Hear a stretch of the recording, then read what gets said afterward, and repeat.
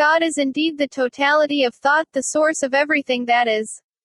But you are the ones who have taken from the thought that the Father is and created all the splendor and loveliness of created form. Through your creative power and your sovereign godship, you have the ability to accept, to hold, and to contemplate thought. And through that intelligence you have fashioned everything that is. Ponder for a moment a fantasy. Think of a fantasy that is exciting, thrilling, volatile to your being. Now feel all the emotion of that fantasy. That is how your universe was created. That is how man was created. That is how everything is created. My beloved masters, you are indeed the creators of all life. You are the ones who made the spectacular lights that you see in your heavens. You are the ones who created the realities of color, design, texture, and smell. You are indeed the magnificent creatures of a magnificent Father that is truly everything that is. You are not the bastards of the universe, you are the creators of it. You are the supreme intelligence of God expressing in your own creation called man, and all life stands awaiting your presence, your thought, your feeling. 113. You, my esteemed brothers, are eminent creatures of divine proportions who hold latent within your beings the intelligence and the power to create all things, and yet you do not realize this. You are more than creatures of flesh. You are awesome entities expressing through form in order to continue the creative abilities within you. Without your creative thought processes, your superb intelligence, and the profound emotion within your souls, without all that is unseen about you, you would be a no thing. And without your creative abilities, life would be a no thing, for thought could not propagate itself to become the values of life or the eternity that is yet to be lived. Without your creative value, nothing would be recognized for what it is. What would be the reason for the life and the beauty of a flower if there were no one to appreciate its loveliness? It would have no meaning here without you. Without you, this place of yours would be only a formless planet wallowing in the sperms of creativity. Without you, the seasons never would have been, the flowers never would have bloomed, the sun never would have risen, and the winds never would have blown, for you created this kingdom according to your purposeful designs, and all things have come forth willingly to glorify the God that lies within you. Who else designed this magnificent place for you to inhabit? Only you did this. Are you not the creatures of supreme intelligence? Indeed you are. You did not evolve into that. You have always been that. Now I am here to teach you to become unlimited, indeed, but I will teach you of your worth and value first. To know that you are divine, to understand the supreme intelligence and awesome power that you possess, it is important for you to understand your heritage. It is important for you to understand how you became, in your beginning, wisps of light of awesome power, and how you have evolved yourselves to become the enigma called man. I will thus begin to explain. In your book of books it says, in the beginning was the 114 Word, and all was with the Word. Most improper. The Word was nothing without the thought, for thought is the basis and creator of everything that is. In the beginning, what you would term the beginning all was the infiniteness of thought. Now the infiniteness of thought I will call God the Father. What you term God is, in a more unlimited understanding, thought, the principal cause and foundation of all life. Everything that is, that ever has been, that ever will be, is derived from thought, the intelligence that is the mind of God. So in the beginning there was the infinite space of thought. And God always would have been thought without form had he not contemplated himself, turned and bent inward unto himself the thought that he was. When the Father contemplated the thought that he was, he expanded himself into a unique form of himself, for any time a thought is contemplated, the action of pure reasoning expands the thought. The thought becomes more, it becomes greater. Thus the Father, who had never before expanded his being, contemplated himself into a greaterness.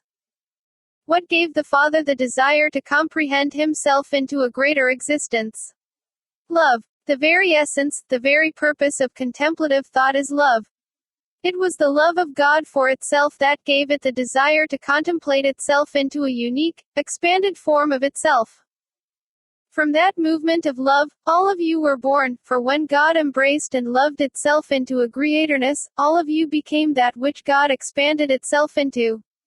Each of you became in that same wondrous moment an illustrious part of the first contemplated, expanded thought. Being the first created unit of God the Father, each of you became a God of God, a Son of the Father, and a part of the divine intelligence called the mind of God. You, the gods, are the only creation that is directly of God. You are the only creation that is ever the complete duplicate of what the Father is, for you are the Father in an expanded form of Himself. All that the Father is, He is infinitely in the composite of His beloved sons. 115. God the Father is compulsive, contemplative thought called life, an ongoingness that can never stand still any more than your own thoughts can. In order for thought or life to be an ongoing expansion into forever, it must have a reason to continue. The reason is you. Each of you became a part of the mind of God so that, through you, life would continue to expand itself into forever, which indeed has no measure in time, for forever is in this moment. It is the ongoingness and the eternity of now. For the purpose of going onward, the Father gave each of you the only thing that ever is or ever will be, the totality of thought, which is the totality of God.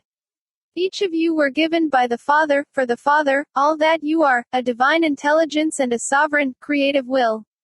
Through that intelligence and freedom of will, you were given the power to take from the thought that the Father is and expand yourself according to your own contemplative thought processes. God, the divine mind, continuously expands itself and becomes more through each of you. Whatever you become in your own expansion, the Father readily becomes. And whatever the Father has come to be through the expansion of all of His beloved sons, you may readily become, for each son stands in receivership of whatever the Father is.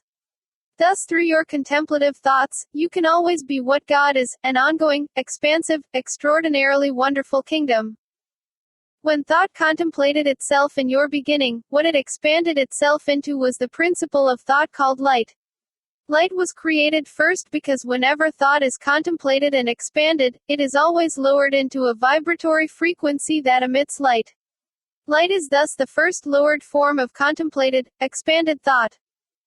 Your original heritage goes back to the birthing of light, for each particum of light born of the first contemplated thought became an individual, a God, a son. Thus all became what is termed light beings at the birthing of creation. Everyone was created into being at that same moment. All entities that ever were, or ever will be, were created from thought. 116. Creation and evolution. Into light the moment God contemplated itself. The light emanating from the space of thought became adjacent to and part of the mind of God, the flow of all thought termed the river of thought. The light that each of you became was and is the intelligence that you are, it is God in its expanded form as light. That divine light, which is your original and permanent body, is the spirit of your being, or what I call the God of your being, for your spirit is God, the mind of God in singular form. To this day you still possess the original spirit, the original God self, the original body of light that you became in all of your glory the moment thought, your beloved Father, contemplated and expanded itself into light. Now in your beginning, when thought, or God, passed through the spirit of your being, an emotion was created, but it was fleeting. So your soul was created through your creative force in order to capture the river of love that issued forth from God the Father. It was created for the purpose of captivating thought from the ongoing flow of the river of thought and putting it into a stillness, what is termed memory, in the form of emotion. Your soul, which is housed within your spirit, is what has enabled you to be a creative principle. For in order to create, you must have the ability to hold the image of thought clear and steadfast in memory. By doing so, you can contemplate the thought and expand it into the creative values that you call reality. For instance, in order to create a new and unique flower, you must have the thought of a flower emerge. The thought of a flower is taken from the flow of ongoing thought, which the spirit or light of your being is at one with. The thought is then held clear in the soul as an image, in the form of emotion. Through desire, you can now recall the image of the thought flower, contemplate it, and expand it into whatever unique form, color, or height you desire.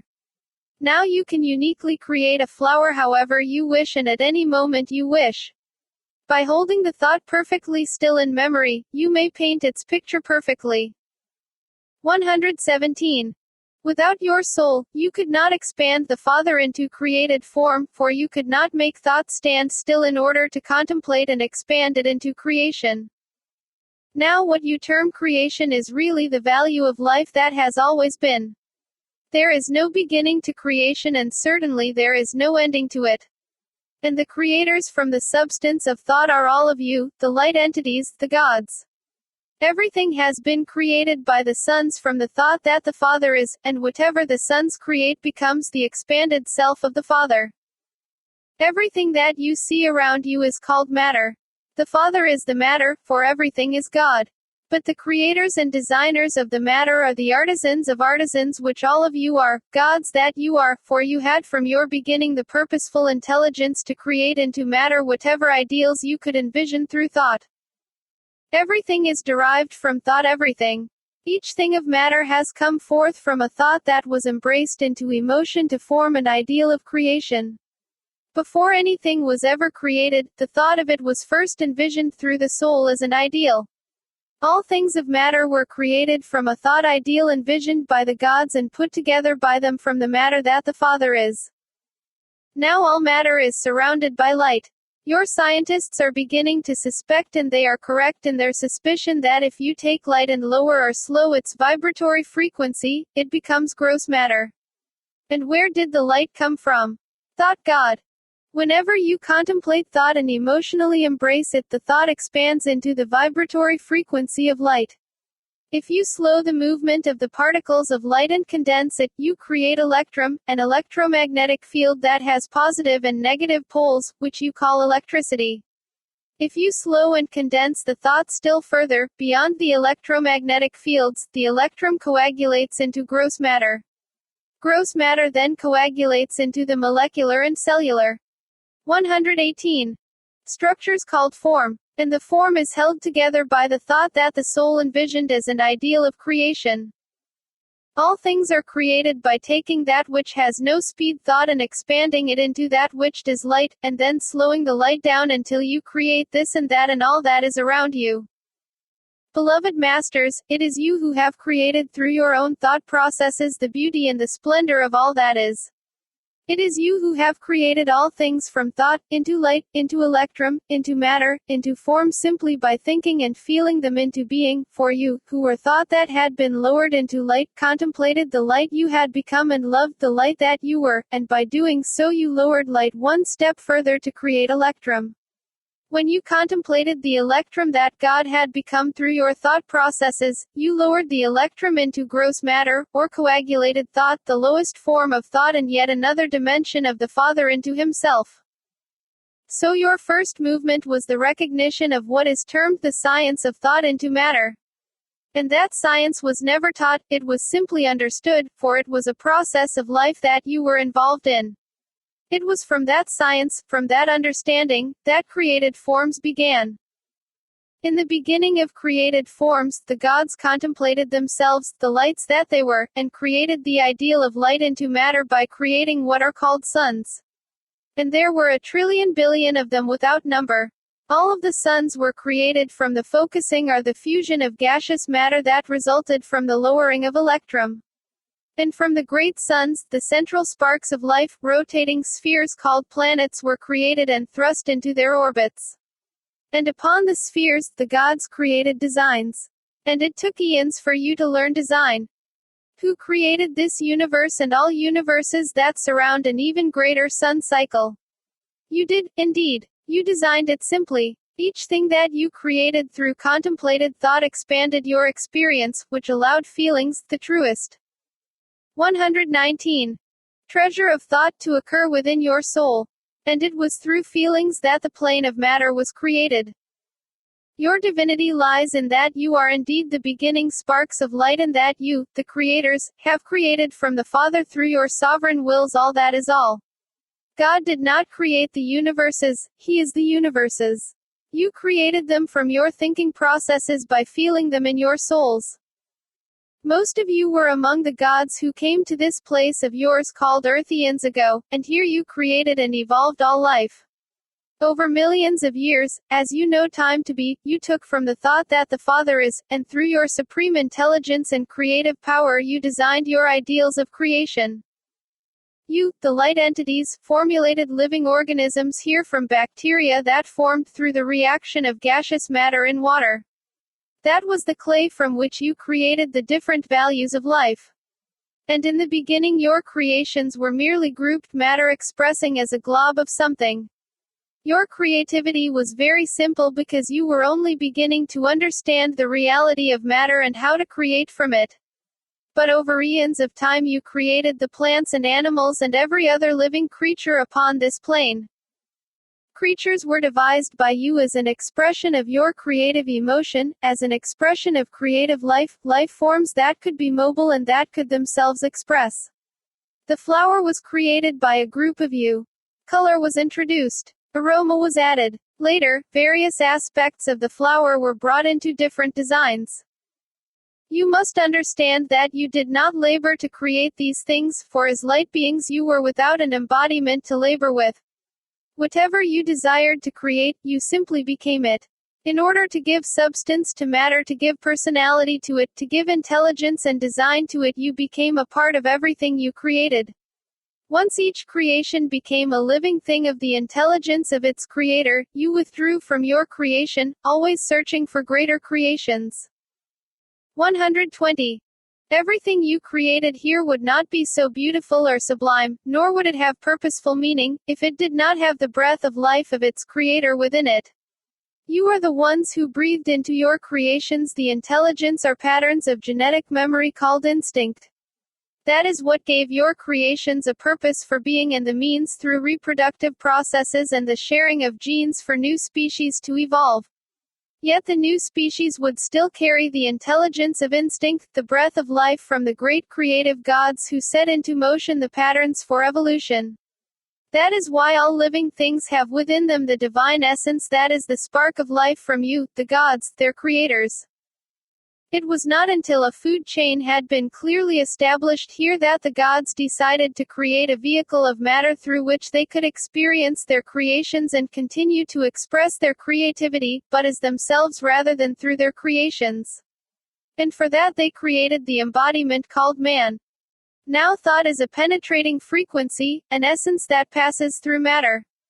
Thus the gods, who were thought in the form of light, could become the flower, yet never smell it, never know its essence. They were like the breeze that would blow through the trees, yet could never feel or embrace the tree. They would pass through stone, yet they could not feel it because thought is not affected by the matter that the stone is, for it lacks the sensitivity to feel the essence of a lower vibration. In order for the gods to smell the flower, to hold the flower, to wear the flower, in order for them to know its beauty and experience its vividness, they had to create a vehicle of matter that vibrates at the same rate of speed that the flower is vibrating. Thus the embodiment called man was created, after all other things were created, so that the gods could feel and experience their creations and express their creative ability through gross matter, or what is termed solidity and mass thought taken to its lowest form. Man was created through a thought ideal to be a vehicle for the gods to ride within. It was the perfect embodiment for a god. 121. For it could hold the soul and be enveloped by the spirit of the god. Now through an embodiment, the gods could touch the flower and smell its essence, and the experience of that would be recorded forever in their souls as feelings, the treasure of their doings. Now indeed they could look upon a tree and contemplate it, savor its smell, and touch its beauty. Now the gods could see and touch and embrace and speak to one another. Now they could nurture and observe and be completely volatile to one another. And now the gods, as man, had a whole new adventure in matter in which to play for the invisible essence called feelings. Thus the gods, light beings without the density of mass, created a density appropriate to their ideal. Through the mass of the embodiment they could express in yet another reality, thought manifested into the form called matter. In that, they became God, divine thought manifested into the intelligence of the cellular mass called mankind. Thus they became God, man, God, God expressing in the wonderment of human form, man expressing the God within him to continue his Father's expansion into forever. The first men came forth only after much experimentation by a group of the gods. At first only males were created, and they were not even created with loins. The loins were inside of them so that they could reproduce themselves through the process called cloning. Thus all man embodiments looked alike when they were first created. And they were rather humble creatures who would be considered very grotesque to you today. But to the gods in those times, they were very beautiful. Unfortunately, they were not very swift on their feet, thus they were continuously made a meal of by the animals about. So the gods tried and tested and modified them for a long time until they were worthy of complete possession. Once the embodiment had been perfected, many of the gods in great jubilation took possession of embodiments for a new adventure in the exploration of life. The embodiments that the gods inhabited were designed to house a power structure that would enable the light beings to improve continuously upon the embodiment so they could live. 122. And coexist in a very dangerous environment. The body was designed so that the memory of every thought the god embraced into emotion would be patterned in every cell and thus carried on through the process of cloning. When womb of man or woman was created much later, as a more perfected form of man, it permitted uniqueness and further refinement of the embodiment through the sharing of genes. The man would carry in his seed the patterns of his understanding gained to that point, and the woman would carry it in her egg.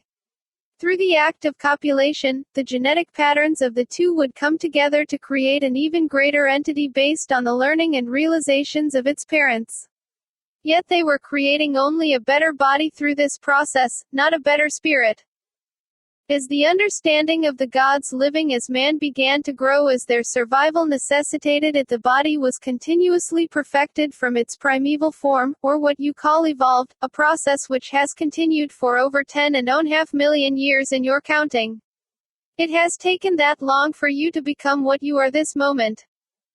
Your body is young. Man, in the uprightness of his tested mobility, is only 10.5 million years old. But you, the light beings, have always been, because how does one determine the beginning of contemplative thought based on time when there wasn't anything called time? So you are ancient. And for billions of years, as you term and measure time, you created an electrum. Then lowering electrum into gross matter became a new and different adventure. Thus through billions of years of design and exploration, man became a living, breathing creature of coagulated thought and dense matter. All of this plane you created. That is why reality would not be here if it weren't for the lot of you. The animals are beloved, for they have been given the breath of life through you, their creators. The flowers are beloved, for they have the patterns of your beauty in them. All life does, and it is all because of you. Who are you? You are the great gods of light, the great creators of all life. You are the grand, infinite thought magnified. 123. And lowered into creative matter. You are God, the forever thought, experiencing the form called humanity. You are God manifested as man to continue the expansion of thought into forever. Student, I find myself in a position of having to decide whether or not I'm going to pursue the learning of all the things you are teaching. All that you say pleases me, but I'm held back by an element of doubt as to whether all the things you teach are true. Is there anything you can tell me or do for me which will convince me that what you say is true? Ramtha, no. But I will ask you this, tell me what is not truth. Student, what is not truth? Well, for example, I recently heard a tape recording of an audience in which you gave a very beautiful description of how creation began. It was very pleasing and very detailed, especially in comparison to other versions I've heard. I'd like to believe that the way you spoke it was exactly the way it happened. But I can't be sure that what you said is true. Ramtha, then how did it happen? Student, I don't have an explanation. I'm just searching for a better understanding. Ramtha, you have heard many explanations of how creation occurred. Which do you choose? Student, I've really only heard 2 or 3. But yours pleases me the most. Ramtha, why? Student, well, it is more detailed. Ramtha, how could it be so detailed? How does one have knowledge of the things they speak? Student, experience. Ramtha, ah, indeed. That was my experience of how it was and how it is. That is how I remember it. Student, but can you understand my doubts? Ramtha, indeed, because you have not allowed yourself to remember. But I will tell you this, listen to it again, and while all the other accounts have utterly failed to explain anything, there is no lacking in this account, and it all follows suit. Convince you. I will not do that, for I would never convince. 124. Creation and evolution. Only you allow that to occur. Student, well, can I ask you a couple of questions for clarification? Ramtha, indeed. Student, you have said that the Father expands through us. Does that mean that the divine mind is actually growing through us, through our creations? Ramtha, indeed. For the Father was, in your beginning, the void without form, space without light. And he always would have been that had he not contemplated himself and embraced the thought that he was. When he did that, he expanded himself into light, the first expansion of thought. Of that light, all of us became. Why? To continue the expansion of the Father into forever. How? Through the same process of contemplation that the Father began in the birthing of our light forms. From the splendid moment of our soul's birth, each of us began to evolve and expand ourselves. Our souls enabled us to captivate thought and hold it in the form of emotion. Through that we could go inward, contemplate the thought, and expand it into creativity. That is what allowed the world to come into being, the flower to be a seed into a bloom, and the animals to become and roam. Thought, your beloved Father, is of itself unmanifested emotion. Thought is not given credence as being until it is manifested as emotion within the soul. Once the thought is embraced and recorded in the soul, then it becomes real. Then it has design. Then it has structure. Then it has permanence. Who created everything that you see here? 'Twas not God, the thought. It was you, the gods, the emotion, who took thought and felt it into the lowered forms of matter. What you term reality does not become that until a thought is embraced into emotion within the soul to form an ideal of creation and then expressed as created form. It is feelings and the values of emotion that give thought credence and the form that you call reality. That is how the Father grows every moment.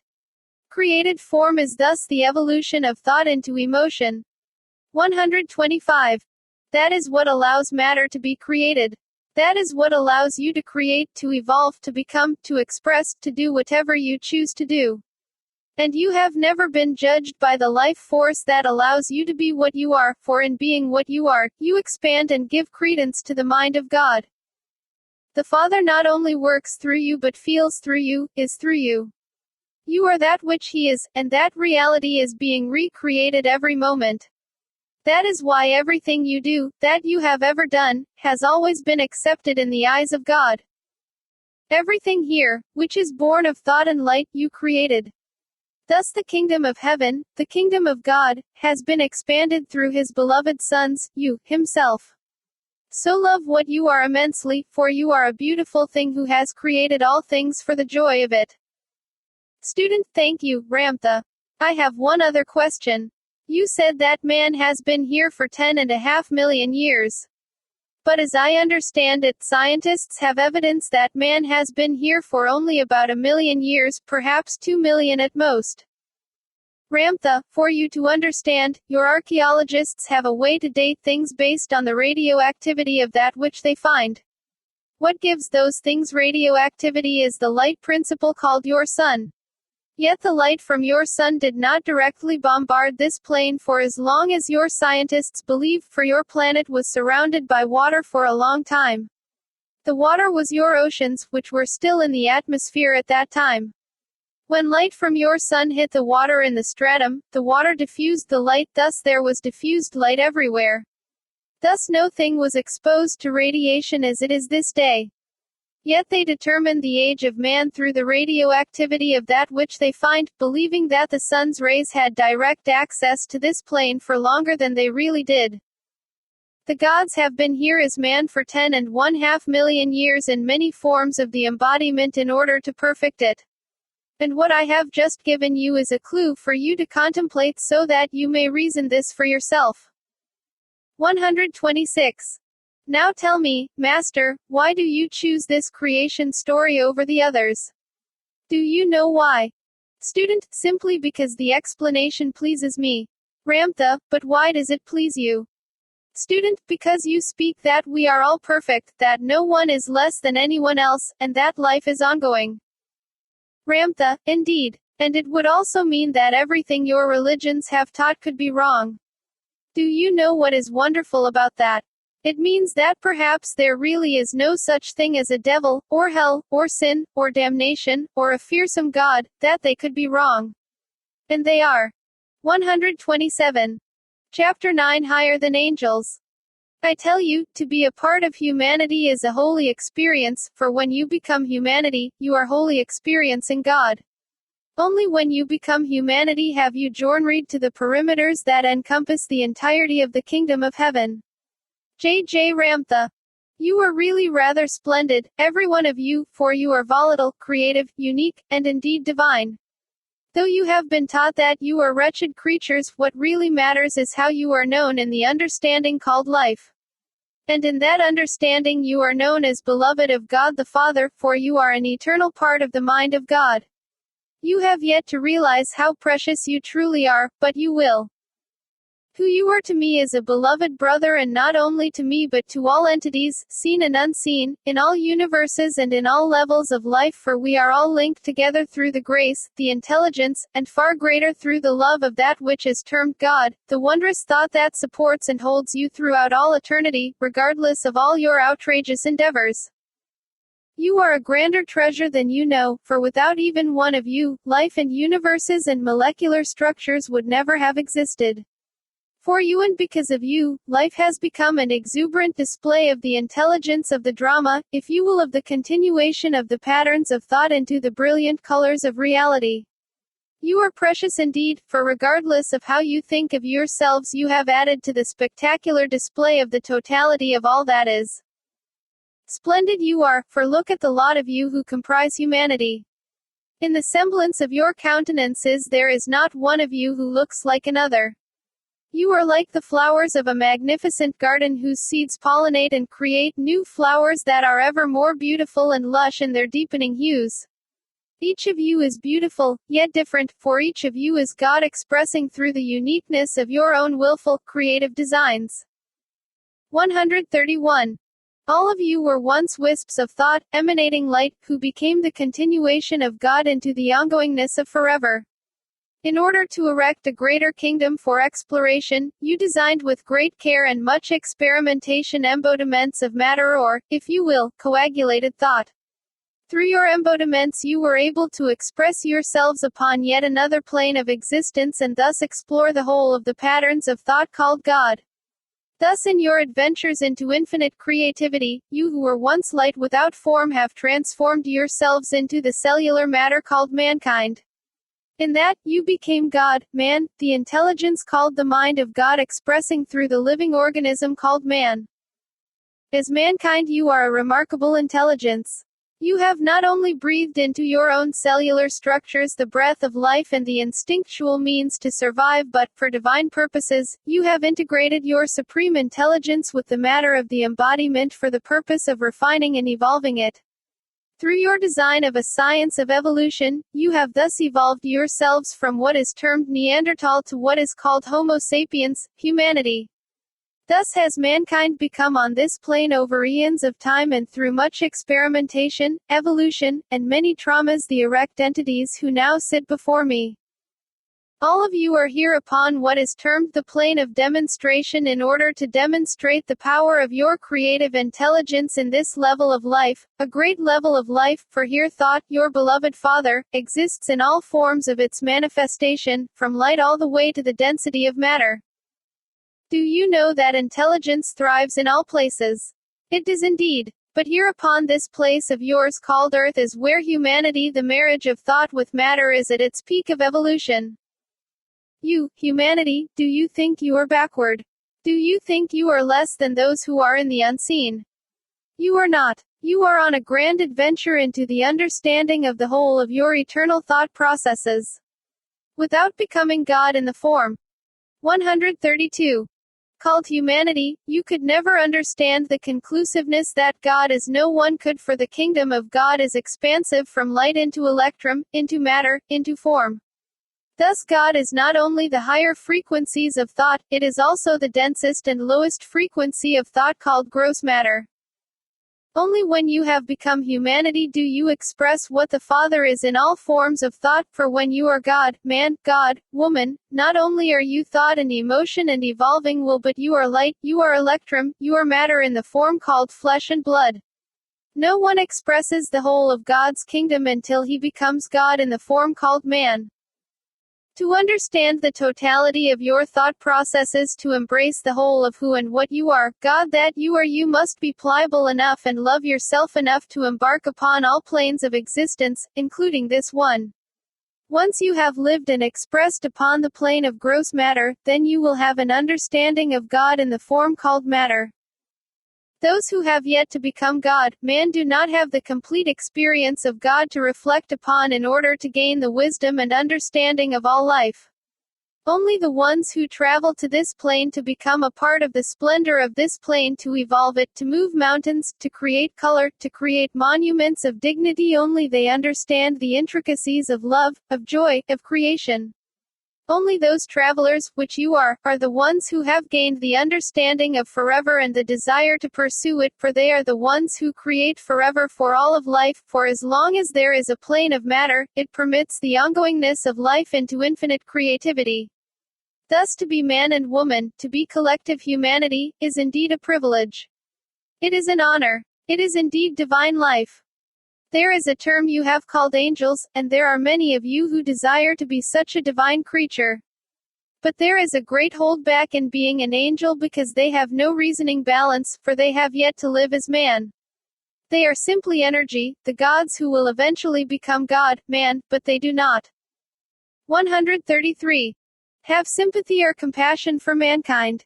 How could anyone in the unseen completely understand you until they have been you? Mankind is far greater advanced than angels, for they have no understanding of God living in the limited form called man, thus they are limited in their understanding of mankind and his joys and sorrows.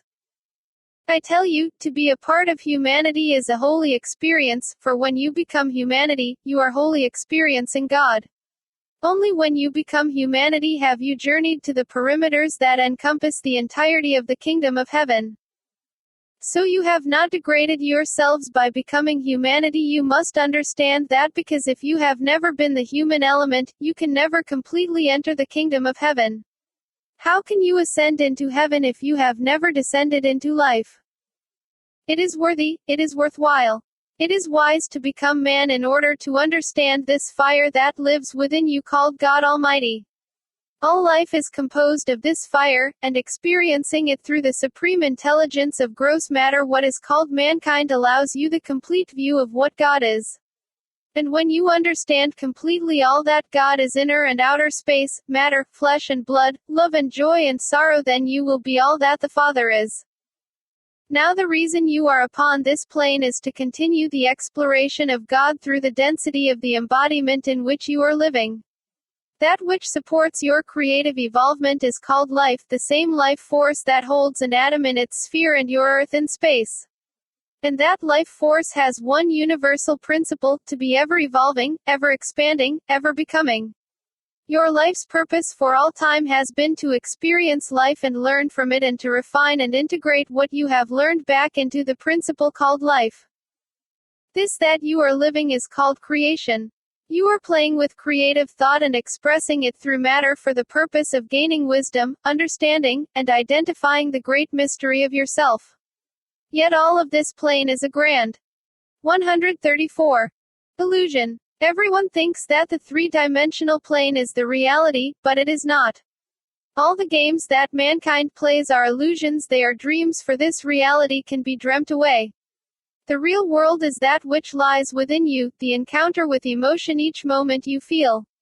The real world exists only from the standpoint of emotion, not governed by logic but by moving love.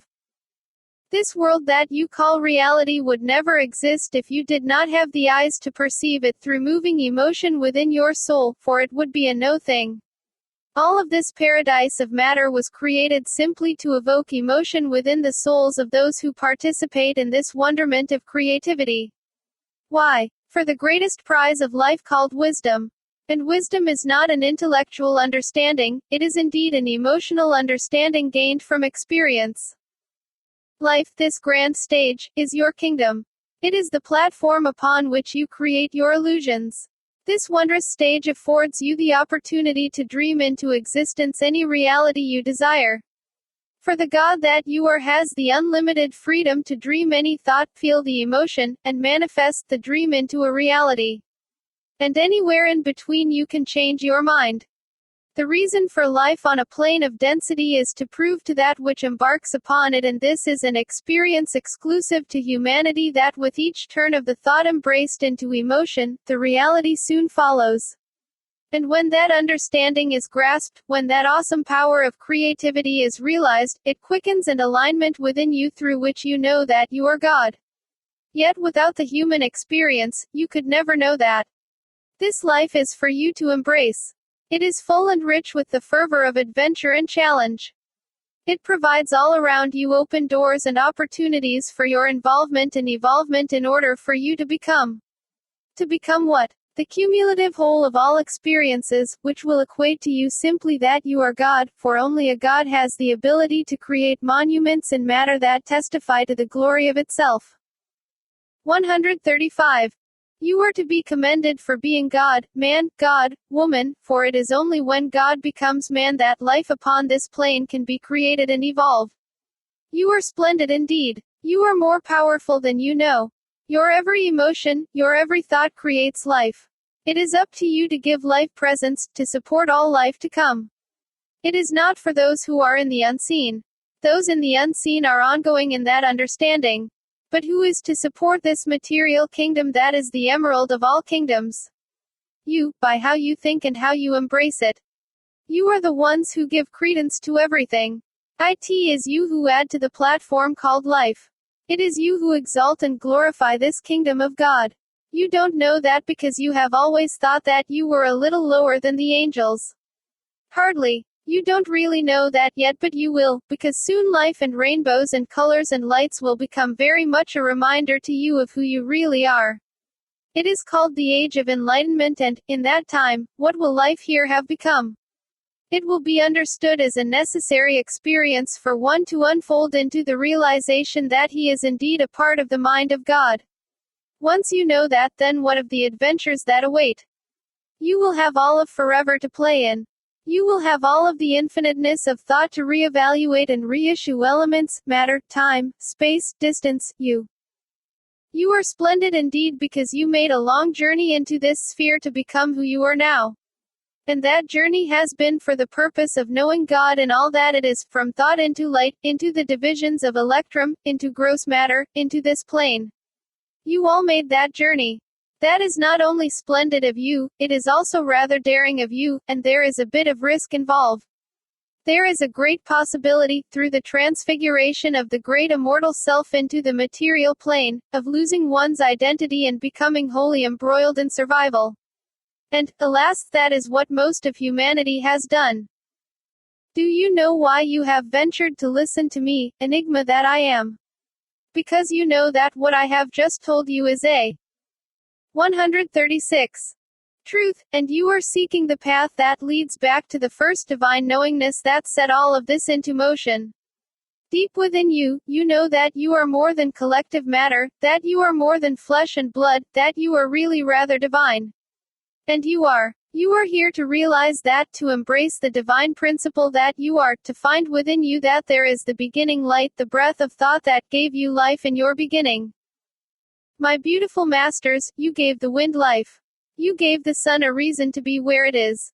You gave the storm clouds a reason to muster their strength to nourish and quench the thirst of the earth. You don't know that because you have always considered yourselves less than the love of life that God truly is. I adore you, for I have been as you. I lived your illusions and I became your dreams. And where I went, 1 hour you too shall go, but you shan't ever go there until you have embraced this life and embraced God through the embrace of yourself. I salute you from the depths of my being. You are indeed grand. You are indeed loved. You are indeed needed. You are indeed cherished. You are the reason for forever. You are indeed the reason for life. 137. Chapter 10 The Identifiable God. The Father can never be identified outside of your wondrous being. To even attempt it is unfair to yourself because you are going outside of what you are to describe something which emanates from within you. The way you can identify God is to observe what the Father is in you. Ramtha. Each of you is upon this plane for many reasons, but the grandest reason of all and of utmost importance is to understand and love the greatest mystery of all, the point called self. And that point I refer to appropriately as God the Father within you, that which gave you credence in your beginning, that which you create and evolve through, and that which you will once again become. Since you are to become as God is to express completely the God within you, just what is it that you are to become? What is the identity of God that will give you a point of reference to thus become? Well, let us see. This God that I love, that I am a servant unto, that all wonders are worked through, is the ongoingness of the totality of life. In the ongoingness of the kingdom of life, which is the ongoingness of eternity, the now is all there ever is. In this now, this specific moment, God is all things that are being as they are. Thus in this now, God is the iceness of all that is. And in the nows to come, God is the pulsating of all life ongoing abreast of itself, vibrantly living, feeling, expanding, evolving, expressing the beingness of itself.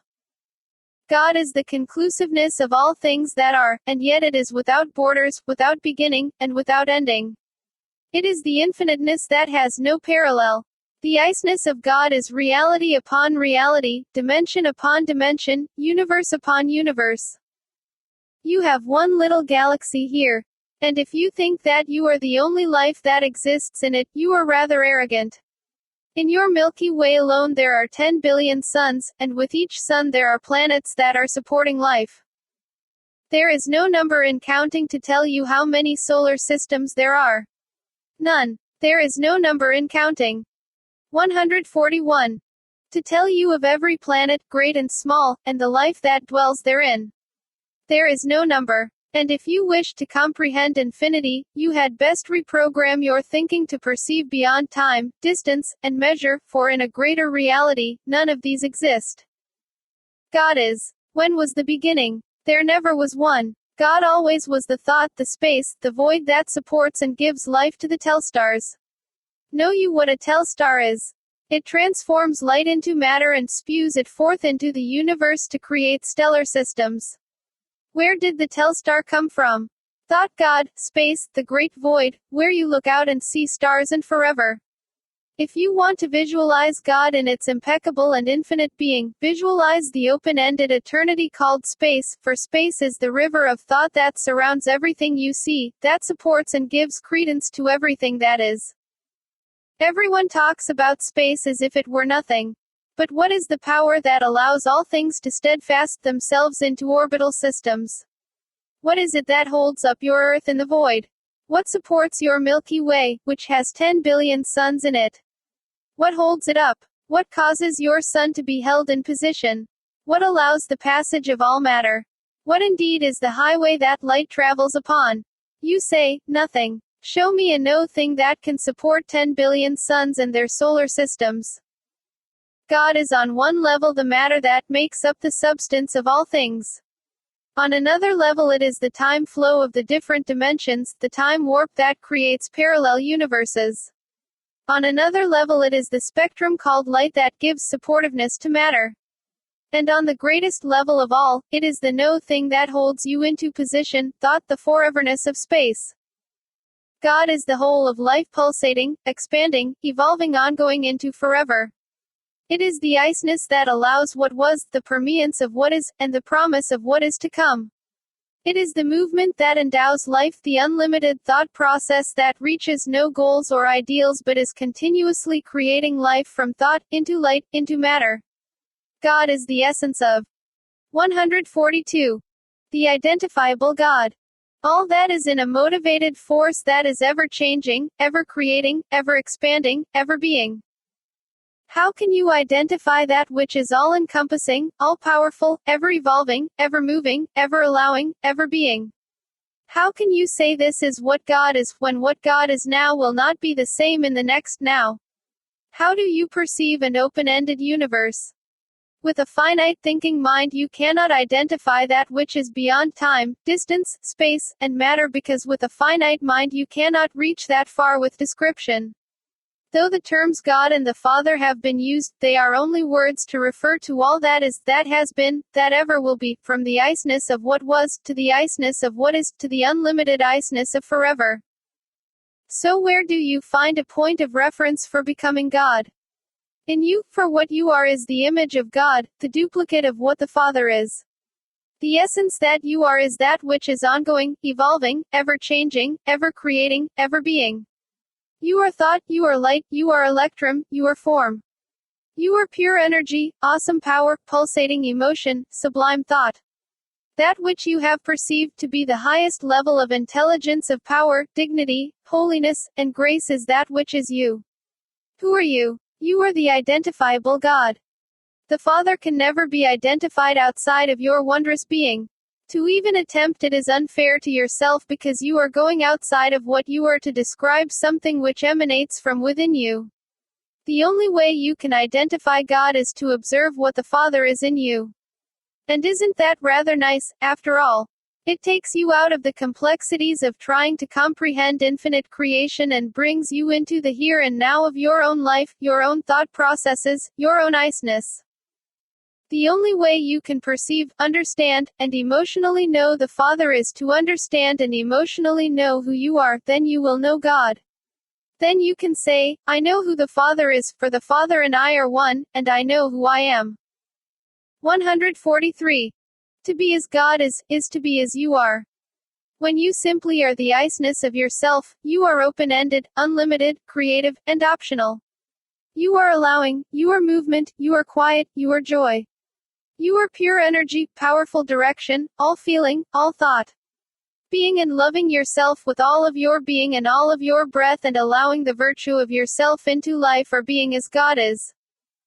Simply allow yourself to be, an iceness. In being, you are everything. To become God is to say, I am. 144. Chapter 11 The Gift of Love. Love in its ultimate form is the desire of the Father to allow the life that He is to be an ongoingness through each of you. The purest form of love is the freedom of will that the Father gave each of you so that through the exercise of that will you would explore the dimensions of thought and expand yourself into a creatorness, which expands the mind of God. Ramtha, there is no such thing as the will of God apart from your own divine will. If God wanted life to be the mundaneness of a singular expression, He never would have created you into being, nor would He have given you the will to express your own purposeful uniqueness. What is called the will of God was created by man so that he could govern and control his brothers. Yet if you believe that teaching and see God's will as separate from yours, then you will always be in the battle of His will versus yours, for you will want to do certain things and feel you must, yet the will of God says you must not. God is not separate from you. You and He are one and the same. Your will is His will. Whatever you want to do is what you term divine providence, divine will. So you are never in conflict with destiny, for destiny is not preordained, it is ordained wholly by you. Everything you think creates your moments to come. Your very now moment is simply the product of the thoughts you had moments ago. That is the science of God. The only thing the Father wills for you is to experience the totality of life that He is, according to the feelings within your soul. Why? So that you come to understand what joy is and the unconditional love that God has for you in all life. If you feel you are at odds with God, perhaps you should reconstruct your image of what God is, for I tell you He is not loving if you must fight Him. In the beginning, when the Father contemplated His most splendid self, He expanded Himself into the splendor of light. It was from that expansion in light that each of you became God in the form of a unique, singular movement so that you would continue the expansion of thought into forever. 147. In order for God to be an ever-expanding uniqueness through your contemplative thoughts, it was necessary to give each of you the power to create uniquely from the thought that He is. And He did this by giving you the action called free will. The principle of will was given to each of you so that you would be unique and sovereign, so that you would be the creator of your own truth, sovereign in your own understanding. What gives you your divine essence is that you have the freedom to embrace and experience whatever thoughts you desire. And that divine essence, called free will, is love. It is the gift of love from God to each of you. Each of you has the divine essence of will so that you have the freedom to create uniquely whatever ideal you envision through thought. Love in its ultimate form is the desire of the Father to allow the life that He is to be an ongoingness through each of you. The purest form of love is the freedom of will that the Father gave each of you so that through the exercise of that will you would explore the dimensions of thought and expand yourself into a creatorness, which expands the mind of God. Free will gives you a uniqueness yet a oneness with the Father that permits your thought processes to have their own creative flow. And every moment you create through the contemplation and expansion of your own thoughts, you imitate the same love that the Father had for Himself when He created you into being, for creation is the act of bringing love from within your being into a unique, free-moving, creative form, which will live on into forever. From the illustrious moment of your birth, the Father gave each of you through pure, unconditional love this covenant: whatever you think, whatever you desire, the Father shall become. Through that covenant that still is and always shall be, each of you became the heir to the totality of what the Father is. Thus the Father always gives you all that He has become so that you can experience and understand the totality of life that He is. He is the basis of the fulfillment of your dreams. But who is the dream maker? You. And what are your dreams made? 148. The gift of love. Of thought, God, life. You can take from the totality of thought that God is and create any truth, any attitude, any desire you wish. Whatever truth or attitude you create in your thought processes, the Father, life, readily becomes. And whatever ideal of thought you desire, the Father freely manifests through the matter that He is so that you may experience it. To give you an example of God's love for you, let us look at the creature called a snake, an ideal created by a God for the purpose of extended life in a life chain. This creature has a long, slender body with many muscles and many bones. It moves very swiftly and has a very big head with fangs that can puncture you as its only defense. Though its bite can bring down a man of great size within moments, any man could hack the snake to bits or easily crush it. Now let us take two gods. The first, who has a scientific mind, sees the snake as a wonderful creation, for it can move very swiftly, even without feet, and has a beautiful pattern and color to its skin, and a marvelous skeleton that seems to go on and on and on. The second god comes up and says that the snake is hideous and vile, it is an awful creature because its bite is dangerous, and it can kill a man. To the Father, the iceness of all life, all things are pure in their state of being. All things are innocent in their expression of the life that He is. It is only each entity's attitude towards something that makes it a beautiful or a vile, ugly thing. It is only we gods who have the creative ability to take from the thought that the Father is contemplated, and alter it, who judge something that is really pure and innocent as something other than being. How great is the love of God, which is the life substance that the snake is, that He gives you, His greatest creation, the right to cast your attitude and will upon the snake however you choose. The love that the life source has for you is so great that it will become any one thing that you desire through thought. The Father will be anything you wish Him to be. He will allow you to alter Him in any way you wish to alter Him. The life that He is will. 149. Become vile or ugly or vulgar, or it will become to the height of beauty, however you wish to see it. Now is that not a wondrous thing, that the Father will become however you perceive and desire Him to be simply through the whims of your thought processes? Indeed it is. That is love. You can do with thought whatever you will, for the Father's love for you is steadfast. No matter how vile or wretched you perceive the life that God is, to Him it is still Him. It is still God. It is still pure, and it is still love.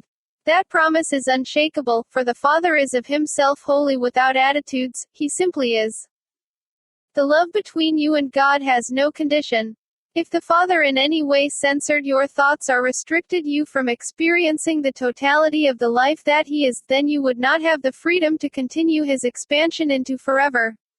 Neither would you gain the wisdom from your adventures in thought in order to understand the love and joy that the Father truly is in His supreme state of being. God loves you in complete freedom to do as you will, for your will is His will. That is the covenant between God and His sons, God and Himself. Whatever you do, wherever you venture unto Him, you are always loved. He allows you to do whatever you desire, for He knows that you are ongoing, that nothing can ever take you from Him. The Father has created no thing superior to Himself that can remove your life force ever, so you will always be. And when your life here is spent, there will be yet another, with the freedom to create it however you choose. You will live this life and all of those to come according to your will. And what has given you the freedom to do that is that which loves you, that which is called your Father, God Almighty, the lover of all things. You are free entities. How? Through the power called will and the ability called love. 150. Chapter 12 Nothing but truth. There is truth in everything, Master, but there is also refinement in all things, for each moment refines truth. That is WF. Why God is not in a state of perfection but rather a state of becoming. Each entity continually progresses in his understanding to encompass more unlimited truth. And whatever his understanding is, moment to moment to moment, it will be the truth as he sees it, as he knows it. J.J. Ramtha. Student, I feel like I've spent my whole life going from one religion to another and, more recently, from one teacher to another trying to understand what life and God are all about. I'm really confused, Ramtha, because everyone has something different to say. Even though many things are the same, they all teach different things, and some of them are even completely the opposite of the other. For instance, you say that there is no right or wrong and that God loves us whatever we do. In a way, what you teach makes sense to me, but it's very different than what others teach. And some of what you teach seems a little far out in a sense because it's so different than what I have been taught my whole life. I'm confused, Ramtha. I don't know who to believe. How do I determine what is really true, what the truth is? Ramtha, first, Master, what mean you by the term far out? Student, well, what I mean is, one has to stretch his thoughts to understand or accept some of the things you say. Ramtha, would you say that infinity and forever are far out? Student, well, yes, in a way. Ramtha, then my teachings are indeed far out, for that is how far they will take you, all the way to the perimeters of forever. Now tell me, Master, what is not true? Student, well, for example, imagination, fantasy, things that don't correspond with reality. Ramtha, indeed. What are imagination and fantasy? Student, thoughts you entertain in your mind, things you make up in your thoughts. Ramtha, and when you are entertaining these thoughts, are they not real? Are they not a reality in your consciousness? Are 153. They not a truth in thought? Student, yes, but they may be true only in my mind. They don't necessarily correspond with the truth about how things really are in reality. Ramtha, you know, Master, everyone wishes to know what the truth is. But if there is the truth, what is everything other than that when it also has a reality in consciousness? Do you know what the truth is? That there is none. There being none means that everything is. Everything is true, Master. There is nothing untrue, for all things are derived from thought, which is God. And God is not one formulated thought, He is the reality of all thoughts. Everything is real, for everything has been given credence through thought and has purpose and being.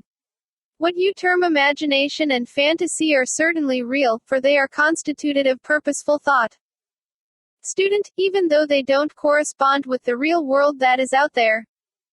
Ramtha, the world out there, which you call real, Master, is only the illusion and creation of the greatest reality of all, which is the unseen reality called thought and emotion.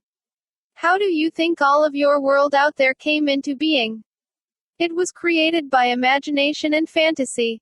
And once it became a reality in its material form, it then spurred further imagination and fantasy, for each begets the other and both are indeed real. Everything created in thought, everything that exists in consciousness whether or not it is ever manifested into the form called material reality is true, Master. Student, no matter how bizarre it is. Ramtha, indeed, entity, for only attitudes determine bizarreness. Every thought entertained in your mind is true, for it is alive in consciousness, thus it is a part of the greatest reality, termed the mind of God, the platform from which all life springs forth. Now let us see, Master, if we can help you out a bit with your confusion. God the Father is thought, the truth of all. 154. Thought. And the splendid thing about God is that he is indeed lawless, for if the Father had laws, he would be limited. But since the Father is unlimited, he allows options to his unlimited truth, unlimited thought. The Father has given each of you the will to accept and create from thought whatever truth adds to your own individuality, to perceive truth according to your desire and your unique progression into wisdom. And whatever truth you create in thought, the Father, life, will become so you may experience and understand that truth, that dimension of thought called God. Truth is only what an individual perceives truth to be. Truth is an opinion, an attitude, a belief about something that has become an absolute and creative thought. Yet everyone's opinion about any one thing will differ, often vastly, for each has formulated that opinion based on his unique experiences and the understanding or misunderstanding that he has gained in his soul, not only from this life but from all lives lived before this one. So one entity will believe something to be true and another may not. The two cannot comprehend one another because they have not been one another and had the same collective experiences. Whose truth is correct? Both are. They are both truthfully right, for each is expressing the truth which his experience and understanding have allowed him to perceive. But if one's truth is that his truth is the only one that is correct, he is limited in his understanding. Each entity in this dream according to his experience and his own need and for the purpose of the fulfillment of self will accept and create whatever truths he desires to experience for his evolution into wisdom. And for the purpose of that experience, each will seek out sources of truth which support what he wants to believe. Thus for however many gods that inhabit this plane, there will be that many unique sets of truths, for each entity has the will and the right and the need to create truth differently. So whatever you read or hear from a teacher is perceived truth, how he sees it, how he has learned it, how he has created it, how he is experiencing it. Thus if you studied under 10 teachers, 155. You would certainly be in great confusion, for each one's truth will be different. And you may certainly find that one or another's perception of truth will fit whatever you are needing at the moment. But if you are trying to discern which one speaks the truth, when you look at all of them you will realize that all of them do. What you must decide is to what degree you wish to become a particular truth, for whatever truth you accept will become an experienced reality in your life.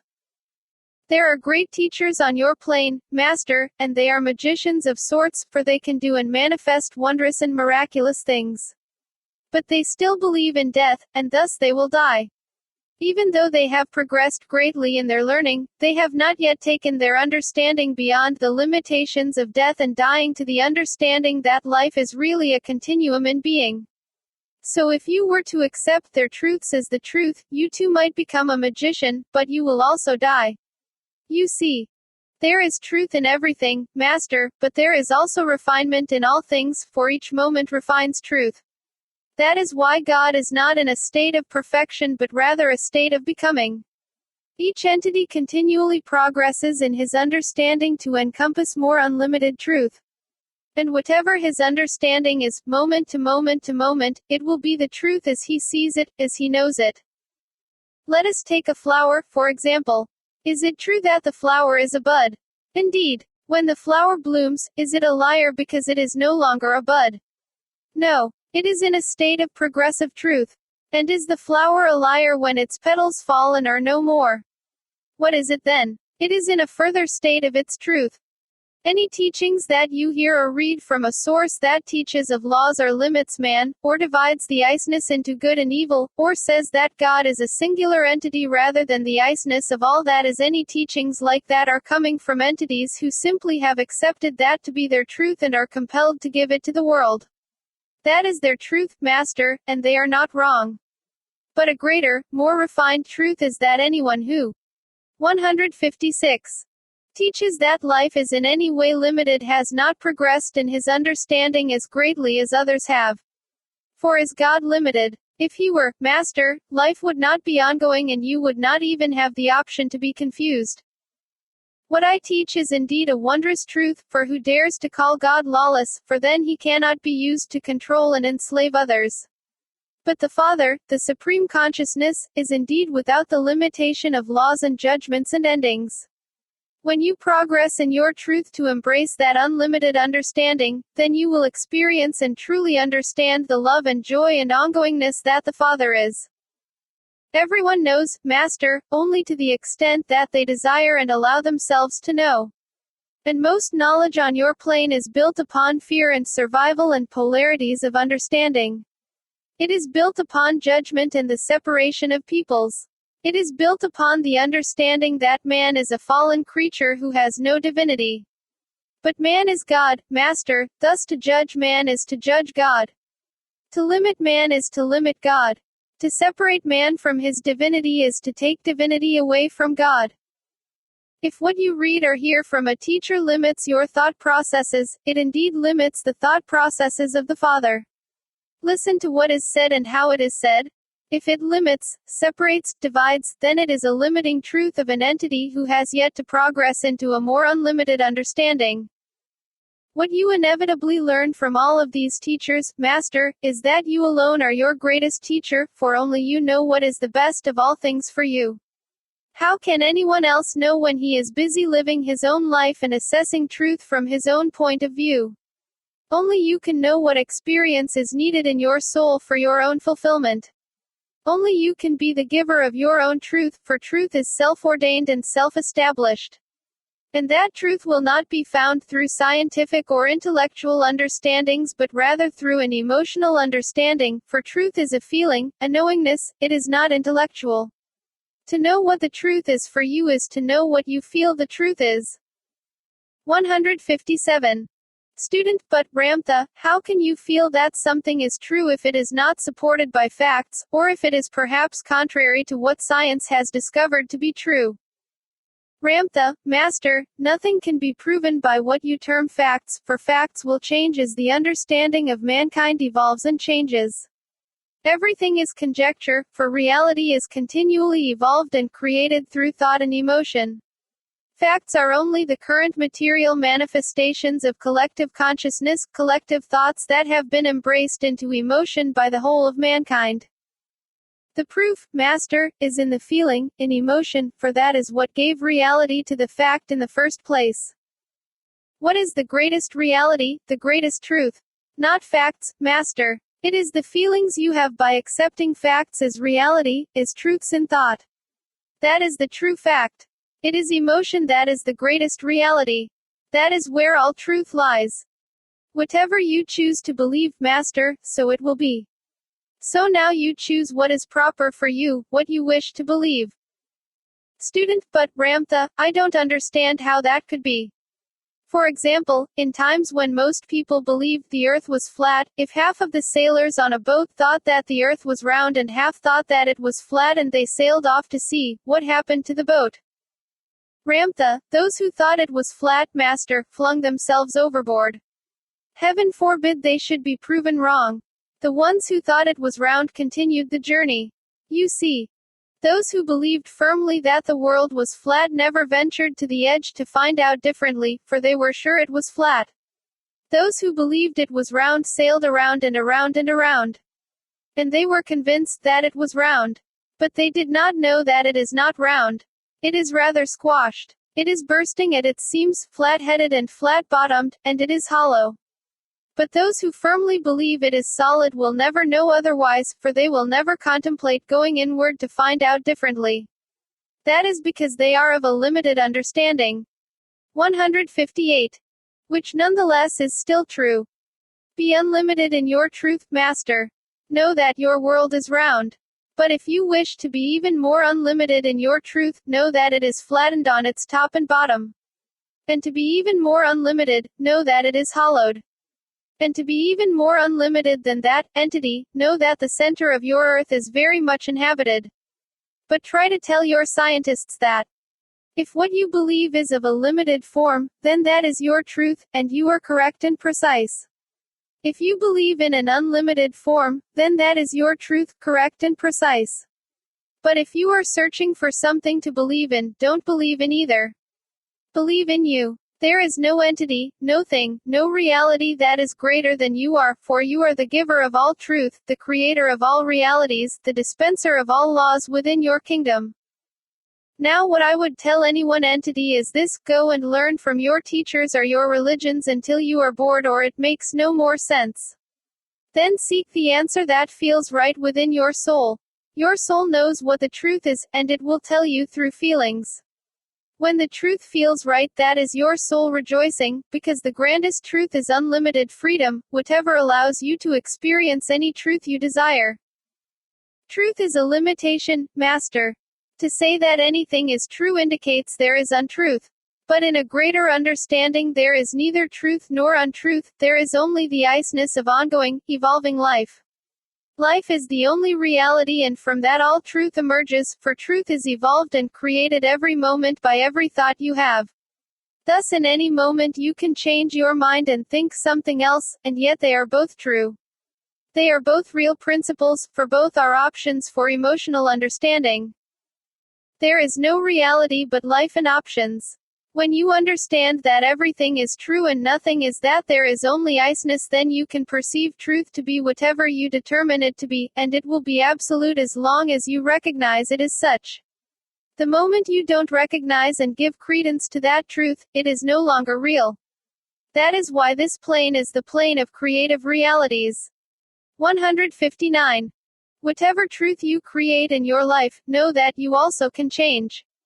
What allows you to become sovereign is to know that you can do and become anything you want, and that you have the ability to change your mind anytime you want. How long does it take you to become happy? Only long enough for you to think joy, and you will begin to beam. How long does it take you to become despairing? As long as it takes you to think despair, and you will become it. What is the underlying truth in this? That you have the option to become either anytime you desire, and that you can change your expression anytime you desire. That is the freedom the Father loves you with. When you know that truth within your being, you will exceed your limitedness into your godhood. And when others have permitted themselves to be governed with laws and morals and ideals, you will be a free entity, for you will belong to no truth but your own. Only remember this: whatever you think to be, is. Anytime you believe in anything, it becomes truth in an emotional reality within your being. That is why everyone is always on the pinnacle of truth, no matter what that point of view is. Your creative reality will always be different from everyone else's. And when others utterly fail to see your reality, it is only because they are so immersed in the illusions of their own. When you understand that truth is and can be all things, then you have not limited yourself from experiencing all things. Then you can readily participate in all experiences and have knowledge of them. Then you are free, for you are no longer enslaved to concepts or intellectual understandings that say this is how it is, when how it is truly everything that can be defined in thought. This truth I give you, Master, provides a greater unlimitedness in being, for in its virtue and context it embraces everyone else's truth and allows all truths to coexist in harmony. When you embrace this understanding, then you can say to yourself, of the truth that I express, I am multifaceted in my truth. I am not one truth but all truth. Then you are no longer inhibited in your creative flow or cloistered into one form of living and being. 160. Be who you are, not under the direction of Ramtha or Buddha or Yeshua or any other teacher, for none can teach you of your God self, they can teach you only of theirs. To fulfill your destiny, you must become who and what you uniquely are. If you try to live according to another's life plan, you will never become that. The only way you will come to understand who you are and this fire that lives within you is through the truth of your own emotional understanding. Love what you are intently and listen to the God within you, which speaks a very subtle tone. It is called feelings. The feelings, if you listen to them, will tell you of truth and your path for enlightenment. Live the truth you feel inside you. Live it and manifest it so that it attests to the glory of you. When you do, then you will have assessed, lived, and understood life from your point of view. And however you perceive it, it will all be right. Be your own teacher, your own savior, your own master, your own God. When you contemplate the simplicity of this, it will release you into the freedom to understand. Then you will not get caught up in trying to determine what is true and what is not, what is real and what is illusion. When you begin to remove yourself from the laws of religious dogma and belief and cease striving to be another's truth, then you are free to express yourself and experience the things that your soul calls you to do, so you can be fulfilled in whatever knowledge and understanding you are lacking. Then through experience and emotion you at your own individualized pace become God, moment by moment by moment. And where shall your eternity end? Nowhere, for you are ongoing into forever. When you learn that each moment you live, you are refining your own opinionated self, and when you allow yourself to do that without guilt and judgment of self, then one day you become the truth of all thought, the platform from which all life springs forth. But you cannot become that until you remove yourself from the collective consciousness of man with its laws, ideals, and mass identity and allow yourself to be the 161. Niceness of your own truth, of your own purposeful self. For a long time man has separated himself from his divinity by taking away all of his options and creating laws in place of them. But the winds of change are upon this plane to bring about a newness, a reckoning in everyone, an unsettling of what has been considered absolute. I am pleased you have come to be a part of it, for your life will be much more joyous from this day forth. For who are you to answer to? No one but yourself. And what is the truth? Whatever self decrees it to be, for whatever you believe, so it is, and whatever you believe, so you will become. Know that, and you will teach many just by the way you live. Never seek truth. Simply be. In being, you are at one with infinite universes. Student, there's much for me to contemplate. Ramtha, indeed, master. Niceness. So be it. Student, I have been practicing astrology for several years now, and I want to know if there is something you can tell me which will help me to be more effective with my clients. Ramtha, first, master, tell me why you delight yourself in this practice. Student, because I believe that the stars and planets have an influence on our lives, and that by studying them we can better know and understand ourselves and our destiny. Ramtha, you know, Master, man has always gazed at the silent mystery of the stars in your heavens in search for his homeland, for he knows instinctively within him that he came from a far greater place than the hovel where he was born. When man began to search the lights in the sky at night, he noticed to his amazement that they moved. And as they moved, the seasons moved with them. And when he observed a power in them that he could not control, he reckoned that their movements must also be responsible for the fortunes and misfortunes that befall the kingdom of man. There has been many a wise man, prophet, or sage who has used the powerful belief in the stars to govern and rule empires. And if their prophecies of peril came true, who was responsible? 162. Certainly not the seer. Then it must be the damnable stars that caused it to be so. Yet the stars, in their silence, have never been able to defend themselves and proclaim their innocence. I will tell you this, Master. Everyone here is a God who was created with free will. And in your beginning, you, the light beings, as sovereign entities, used that freedom of will to create the stars, the planets, and all the universes, seen and unseen. You are also the gods who would later create the embodiments that you possess, which are far greater than any universe. You are this very moment the same gods who still possess the same powerful creativeness that you had in your beginning. And in all of those eons of time you have never created anything to control you, unless you believe that it does. And in that you are still the controller of your life, for you have accepted the belief that you are controlled by something outside of your being, thus you have allowed it to be so. There are many who believe in astrology. And it does indeed have its truth, for it is believed to be a truth. But take it a step further and ask who the giver of this truth is and how the stars and planets in their movements could be greater than the gods who created them in the first place. Who you are, Master, will never be discovered through the movement in your heavens. And regarding the movement of the planets and the stars determining one's destiny, 'tis not so, for if that were a truth, we would not have such things as dreams, or imagination, or creativity, or life. In each of your lives upon this plane you were born under many stars, all of which were shining at that time. To say that your destiny is controlled or influenced by a select few is not only unreasonable, Master, but it takes away your freedom and innocence to express your life and the God that you are. The gods have created many games, and astrology is one of them. And at times it is a very dangerous game because it instills in the entity a fear of his future and predetermines his future days of emotion. Those who think that astrologers possess all-wise, knowing intelligence are literally putting forth their valuable lives. 163. Into the hands of another, and I am not in agreement with that. As your astrology is a game, so is your religious dogma, so is your politics, so is your marketplace, so is everything that you allow to enslave you so that you can play the game of survival. Those who practice astrology are indeed beautiful in their true concern for others and their desire to help them. And to study the stars is a wonderful thing, for they are beautiful in their movement and enchanting in their mystery. But if you base your life upon them, Master, you are no greater than the gases that make them up. Astrology is only a tool, it is only a game. The real truth is coming through the entity who is opening his mouth to say, alas, I have determined what your future will bring, because he has picked up on the emotional, magnetic, electrical field surrounding the entity for whom he is doing this.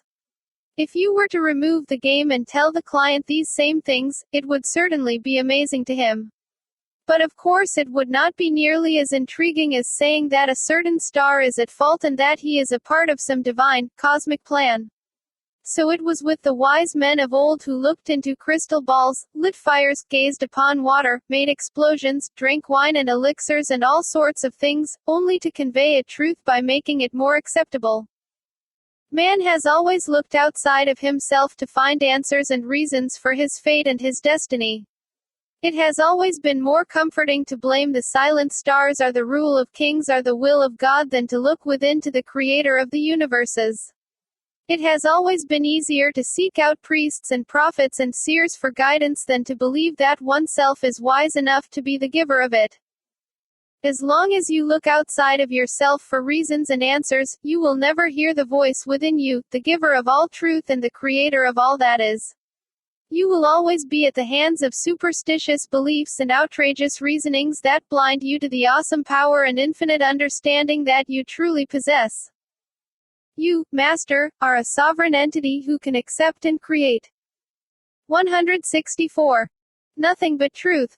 Any truth you want. You can become the master of your kingdom or allow yourself to be the slave, whichever you desire to experience. When you realize that each entity is the true creator and controller of his life, the designer of his destiny, perhaps you will take that same realization and create for yourself a more unlimited life. And that will be a very grand thing for your being. When you are playing with your games, remember who created them. And remember that the same creator, who can become vulnerable to anything he wishes to, can in a moment change whatever he does not like and once again take hold of his life. Now I wish to tell you this in regard to the game of astrology. Astrologers are basing their houses on 12, yet there are 14. There is a planet that is considered to be a star but is rather a nebula. It is a beautiful, luminous planet that has been here for a very long time. That is another house, as it were. And already in the cradle orbit of your sun there is a new planet formulating, which was brought forth several thousand years ago when the sun's flares were great. That, Master, is 14. How can astrologers be so accurate when they are off by 2 whole houses? When you do these readings, Master, I desire for you to do this. After you have plotted and planned and all of that, when the reading is finished, tell them that the universes are nothing without them, that without them, there would not have been any such things as stars or planets. That is all you have to say. They will never forget what you have said, for it will bother them. It will uplift them, and it will make them arrogant. I am pleased you have come here. You will learn profoundly from this audience. Of those who come here, there are many who will not embrace the unlimited truths that I teach, for not all are desirous of freedom. But that is all right. They are still loved, and they are still right, and they are still God, the creator of all realities. 165. Chapter 13 Love, and do what you will. And when man reads himself JROM this restrictive consciousness, with its laws and plans and rules, he will find the JF. And peace OJ being that will allow him to love himself and the whole OJ mankind and allow all to be in the J Readum OJ their own willful designs. Then he will love as God loves. Then he will be as God is, the playform which nurtures and supports all life. So be it. Ramtha. Student Ramtha, how do you fit into God's plan? Ramtha, God's plan. What makes you think, entity, that God has a plan? Student, because there must be a good reason why things are the way they are. Ramtha, the only plan that the Father has is to be, so that everything can express the life that the Father is. If he had a plan, as it were, it would take away your freedom to express the God within you, which would take away your uniqueness and your ability to evolve yourself and expand the life principle called God. God's only plan is that it is. It is everything vibrating at one with itself, at a tone that is based first in thought, and from thought into mass vibrating, adding and taking from consciousness, elongating expressing yet another moment of life. Everything that is expresses abreast of everything else that is into the next moment of eternity. If God could plan, it would limit everything that is to come. This hairy rug that you have your rump upon, what is the reason it is here? Simply because it is. Thus it fits into God's plan because everything else is. And what is the reason this beloved Master is here? Because he is. And this beloved Master, how does he fit into God's plan? By simply being, just as you are being. And how do I fit in? I am, entity. I am, as much as this hairy rug is. How do I fit in? I will love you as grandly as anyone will ever love you because I have the capacity to do that, for I do not worry about whether my love or expression fits in with some elusive, divine plan. How do I add to the overall iceness of life?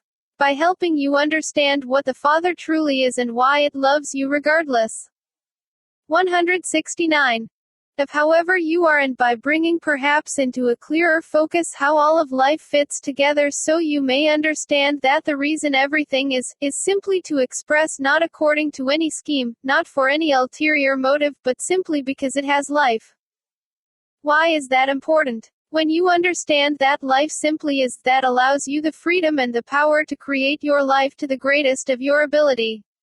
And you may rest assured that whatever you do in the next moment, you will be vibrating amongst all life, and you will continue to do so in the next moment and the next one and the ones to come thereafter. There is not a plan for life, Master. There is only iceness. To be in a state of iceness is the grandest expression. There is iceness. What matters, entity, is that you are. That is all that matters. Student, what you seem to be saying is that there is no particular way that one should live, that you can be and do anything you want, that anything goes.